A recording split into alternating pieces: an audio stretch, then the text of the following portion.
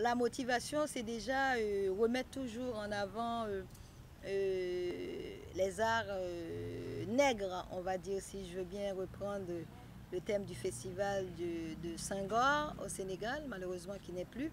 Mais c'est mettre en avant la culture africaine d'une manière générale et principalement dans ce contexte la culture de la Côte d'Ivoire. Elle dit montrer le potentiel de la Côte d'Ivoire et aussi le potentiel des afro-descendants. Par exemple, j'ai des frères haïtiens qui seront là. Il y a aussi le Maroc, qui est l'Afrique du Nord, mais qui est complètement concerné. Et on a aussi nos amis. Il y a l'Espagne qui sera là aussi cette année. Donc c'est vraiment montrer la force de l'art, réunir nos amis qui ne sont pas africains, mais en même temps leur montrer ce que nous sommes capables de faire et aussi venir découvrir chez nous. Je pense que la motivation, c'est aussi ça, fusionner, montrer cette Afrique qui s'ouvre et cette Côte d'Ivoire, malgré les crises passées, qui soit capable de se remettre en avant et ça marche quoi. Donc c'est un peu ça. On a l'île Maurice aussi qui arrive, c'est des pays qui font partie du continent mais qu'on voit rarement sur nos plateformes parce qu'ils sont loin, un peu excentrés de l'Afrique de l'Ouest et de tout. Et cette année, on a voulu vraiment inviter ces Afriques lointaines pour venir avec nous et découvrir la Côte d'Ivoire et la beauté de la Côte d'Ivoire et nos traditions, nos cultures et aussi qu'ils présentent leur danse de ce qu'ils sont, même loin de nous. C'est la même chose, c'est l'Afrique. Moi, je suis très satisfaite et très heureuse aujourd'hui d'avoir initié le premier festival de danse moderne, on va dire contemporaine, et ça a donné toute la plateforme quasiment des jeunes chorégraphes de ces 20 dernières années.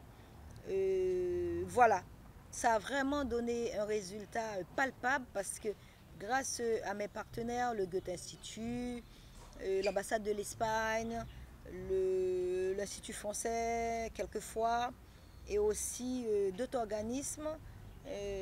Maintenant le ministère de la Culture qui a pris conscience et qui nous a mis quand même une salle du palais à la disposition. On va encore profiter de cette main tendue pour bonifier nos prestations et les mettre dans des contextes plus ou moins professionnels, davantage.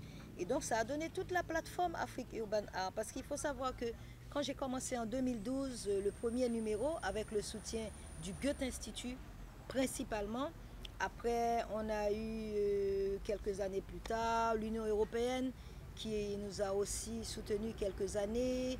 On a eu aussi l'OIF qui nous a accompagnés avec un fonds qui était quand même proportionnel sur 3 ans. Donc ça a permis de développer vraiment et d'aller chercher les chorégraphes qui étaient en voyage, qui sont partis après la crise, suite à des petits bobos aussi. Donc on les a fait revenir, on les a promis des plateaux et c'est ce que j'ai fait. Et par la suite, j'ai initié le Dance Ram, qui était un vendredi par mois, présenter des spectacles avec nos chorégraphes ivoiriens principalement. Ce qui était différent du festival où c'était un festival international, bien ça l'est toujours, où d'autres pays pouvaient venir.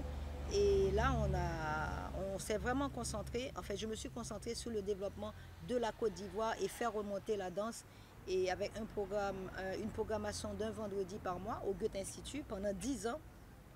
C'est pas rien, donc vous pouvez imaginer que toutes les jeunes compagnies, là, il n'y a pas un qui n'est pas passé chez moi et qui n'a pas été coaché par moi et qui n'a pas eu une ligne directrice pour être professionnel parce qu'on ne faisait pas les diffusions, on faisait aussi l'accompagnement, comment rédiger un dossier de spectacle, comment travailler avec la lumière du spectacle, comment aborder la scénographie du spectacle, leur faire comprendre qu'ils pouvaient aussi mettre le décor dans leur spectacle, travailler, si ton thème parle de la nature, ben écoute, envahissez la scène d'arbres, de plantes, de terre, de poussière, je sais pas. Alors c'était des discours comme ça qui ont vraiment engrangé et aussi développé les différents travaux chorégraphiques qu'on a présentés ces 10 dernières années et on est très fiers. Beaucoup tournent en ce moment à l'international et je pense que j'ai apporté quelque chose. L'innovation, c'est la battles, bien évidemment. Hein. Tout le monde me connaît comme danseuse contemporaine. Je ne suis pas très traditionnelle, mais en même temps, je le suis dans mon âme, dans mon être. Et je connais son poids et sa valeur. Et comme je l'ai dit, hein, l'Afrique se réveille. L'Afrique se réveille politiquement, géologiquement, et l'art aussi doit accompagner et aussi se réveiller. Et donc j'ai décidé pour cela de mettre en avant les spectacles que je propose qui seront désormais en lien avec cette Afrique, même si ça l'a toujours été, mais de l'affirmer encore plus. Et puis d'accorder aussi, puisque c'est mon événement, c'est l'événement de mon équipe avec qui je travaille en étroite collaboration. Et quand j'ai eu cette vision, eux tous m'ont dit c'est super, on va t'accompagner pour pouvoir mettre en avant la danse traditionnelle. Parce que un peu fatigué aussi de voir que ces danses-là sont confinées dans des mariages, les funérailles, dans des événements ou l'événementiel aussi, dans les accueils de personnalités quelquefois. Et leurs conditions aussi, c'est souvent pas dans les conditions de l'art. Et on propose la tradition dans des conditions quelquefois banalisées. Donc j'initie cette battles qui est la première battles de danse traditionnelle. Moi j'ai fait des recherches, ça n'existe nulle part en Afrique. Et même en Afrique de l'Ouest, en tout cas j'ai pas trouvé de battle. C'est toujours battle de hip-hop, danse urbaine, danse contemporaine, quoi, wise, smurf. C'est ce genre de danse. Et là, je veux que la danse traditionnelle soit capable d'être en battles aussi. On les a choisis par région parce que il n'y a plus de les grandes ethnies, on va dire, les grands groupes. C'est plutôt ce qu'on a fait comme travaux pour mettre en avant les danses les plus pertinentes qu'on retrouve beaucoup justement dans les pratiques. Donc on a le Ngoran, on a le Gbegbe aussi, on a aussi le Tématé, on a aussi la danse mandingue, parce qu'il y a une forte population mandingue ici, Djoula, on va dire. Et puis, on a aussi les danses à Caen, qui sont des danses royales, qui seront de la partie. Et je pense que pour démarrer, nous avons voulu nous arrêter à ça, mais dans les années qui vont suivre, on compte élargir, bien évidemment, parce que la Côte d'Ivoire a des centaines de danses, on n'en finira pas et c'est magnifique. Mais on donnera la possibilité de présenter toutes sortes de danses pour pouvoir confronter les richesses et se positionner sur les battles solo avec le Zaouli. Le festival commence le 29 et au Palais de la Culture, merci pour la précision, au Palais de la Culture, à la salle Nyongoran-Porquet, qu'on a pu avoir grâce au ministre de la Culture qui fait un travail extraordinaire pour remonter l'art dans toutes ses formes, pas seulement la danse, le théâtre, le slam, les marionnettes, les arts de la rue.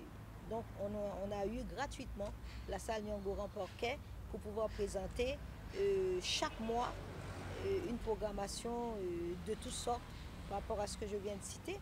Et donc c'est dans ce cadre-là, j'ai décidé de mettre ma programmation sur cette forme plutôt généreuse en faisant participer plusieurs histoires de la danse et de l'art. Donc on sera là-bas le 29, de 14h jusqu'à 21h. Il y aura les battles et puis après il y aura les spectacles de danse contemporaine avec les 5 pays invités qui sont le Maroc, l'île Maurice, Haïti, le Canada et puis l'Espagne. Vraiment. On aura vraiment de très beaux spectacles avec des professionnels. Et puis pour la date du 30, nous serons au Ménécré, comme à cette conférence, pour des ateliers d'échange avec les chorégraphes qui viennent participer, les chorégraphes internationaux, participer au festival. Et en plus de ça, nous aurons un atelier sur les droits d'auteur, dont moi-même je fais partie de la commission pour les droits d'auteur. Et on voit les œuvres, on les juge sans être juge, mais on les confond, ce qui est bien, comment faire la déclaration, et pousser la danse à venir faire leur déclaration. Et puis le premier, on termine toute la journée jusqu'au soir à Kanga-Nyanzé. On a un DJ français qui est de Kamayakwa, qui va venir animer un bal électro. C'est de la musique électronique, mais à partir aussi des musiques traditionnelles. Donc il va faire un mixage et il va proposer aussi d'autres musiques modernes. Et j'ai voulu faire découvrir ce genre de forme de pratique. Et tout le monde connaît les soirées techno, c'est très hard, c'est très chouette, la jeunesse aime ça. Donc je veux initier ça dans le village et avec aussi la participation de quelques artistes locaux et de la région d'Agnébi-Tiassa.